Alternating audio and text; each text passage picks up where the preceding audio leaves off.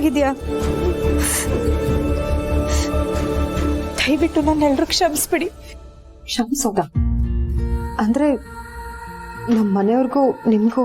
ಅಯ್ಯಯ್ಯೋ ಪಾಪ, ಈ ಪುಣ್ಯಾತ್ಮ ಯಾರು ಏನು ಅಂತ ಗೊತ್ತಿಲ್ದಿರೋ ಈ ಮಗುನ ಇಷ್ಟು ಜೋಪಾನ ಮಾಡಿದ್ದಾರೆ.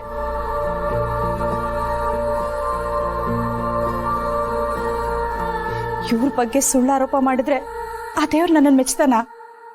ಅಲ್ಲ ಇವ್ರೆ, ಇಷ್ಟೆಲ್ಲ ಮಾತಾಡ್ತಾ ಇದ್ದೀರಾ, ಮಗುನ ಕೊಂಟಿಯಾಗಿ ಬಿಟ್ಟು ಹೋಗಿದ್ರೆ? ಹೇಳ್ತೀನಿ ಸರ್, ನನಗ್ ಮದ್ವೆ ಆದ್ಮೇಲೆ ಊರಿಂದ ಬೆಂಗಳೂರಿಗೆ ಬಂದ್ವಿ. ನನ್ ತವ್ರ ಮನೇಲಿ ಗಂಡ ಸಂತಾನ ಅಂತ ಯಾರೂ ಇರ್ಲಿಲ್ಲ. ನನ್ ತವ್ರ ಮನೆಯವ್ರಿಗೆಲ್ಲ ನನಗ್ ಗಂಡ ಮಗುನೇ ಆಗುತ್ತೆ ಅಂತ ಅನ್ಕೊಂಡಿದ್ರು. ನನ್ನ ಅತ್ತೆ ಮನೆಯವರು ಹೆಣ್ಮಗುವನ್ನ ಹೆಸರು ಕೇಳಿದ್ರೆ ಅಸಹ್ಯ ಪಡ್ತಾ ಇದ್ರು. ನಾನ್ ಗರ್ಭಿಣಿ ಆದಾಗಿಂದ ಮಗು ಹೆಣ್ಣು ಗಂಡು ಅಂತ ತಿಳ್ಕೊಳಕ್ಕೆ 100 ಆಸ್ಪತ್ರೆ ಸುತ್ತಿದ್ರು.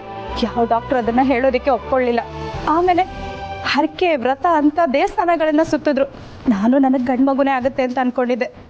ಆದ್ರೆ ನನ್ನ ಹೆರಿಗೆ ದಿನಾನೇ ನನ್ನ ಜೀವನ ಈ ತರ ಬದಲಾಗತ್ತೆ ಅಂತ ನಾನು ಅನ್ಕೊಂಡಿರ್ಲಿಲ್ಲ.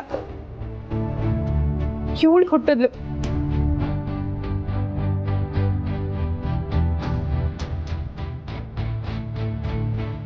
ಮಗು ಹೆಣ್ಮಗು ಅಂತ ಗೊತ್ತಾಗಿದ ತಕ್ಷಣ ನನ್ನ ಗಂಡನ ಮನೆಯವರು ಕೋಪ ಮಾಡ್ಕೊಂಡು ಆಸ್ಪತ್ರೆಯಿಂದನೇ ಹೊರಟೋದ್ರು.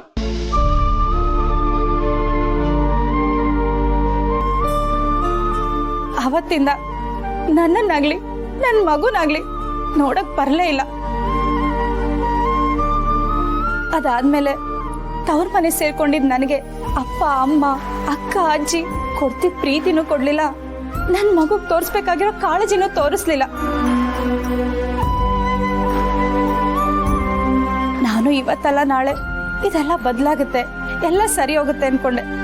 ಸರಿ ಹೋಗೋ ಯಾವ ಲಕ್ಷಣನೂ ಕಾಣಿಸ್ಲಿಲ್ಲ. ಇದೆಲ್ಲ ನೋಡಿ ನೋಡಿ ಹೆಣ್ಣಿನ ಜನ್ಮದ ಮೇಲೆ ಅಸಹ್ಯ ಉಟ್ಬಿಟ್ಟಿದೆ ನನಗೆ. ಇವಳು ಗಂಡಾಗಿದ್ದಿದ್ರೆ ನಾನು ರಾಣಿ ತರ ಇರ್ಬೋದಿತ್ತು. ಆದ್ರೆ ಇವಳು ಹೆಣ್ಣಾಗಿರೋದಕ್ಕೆ ನಾನು ಇಷ್ಟೆಲ್ಲ ಅನುಭವಿಸ್ತಾ ಇದ್ದೀನಿ.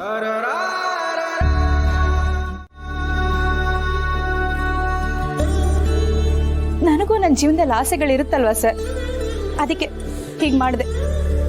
ಇಷ್ಟೇ ನಡೆದಿದ್ದು.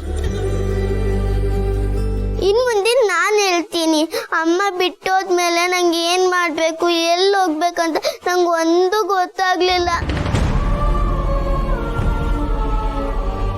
ತುಂಬಾ ಹಶ್ವಾಗಿತ್ತು, ತುಂಬಾ ಚಂದದ ಊಟ ಕೊಡಿ ಅಂತ ಕೇಳಿದೆ, ಯಾರು ಕೊಡಿಸ್ಲಿಲ್ಲ.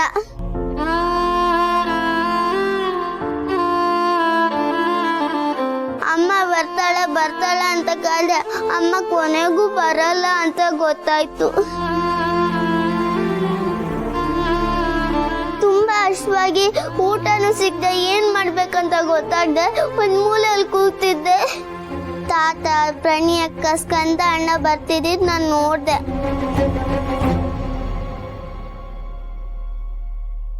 ತಾತ ಅವ್ರಿಬ್ರಿಗೂ ನಿಮ್ಮ ಅಪ್ಪ ಅಮ್ಮ ತುಂಬಾ ಒಳ್ಳೆಯವರು, ದೇವ್ರಂತವ್ರು ಅಂತ ಹೇಳ್ತಿದ್ರು.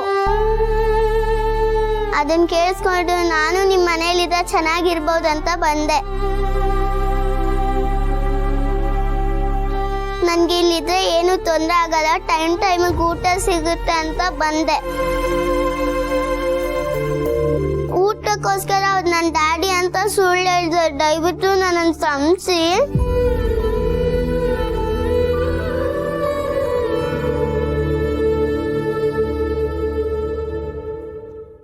ಅಯ್ಯೋ, ಇಷ್ಟು ಚಿಕ್ಕ ವಯಸ್ಸಿಗೆ ಇಷ್ಟೆಲ್ಲ ಕಷ್ಟಪಟ್ಬಿಟ್ಟಿದೆ.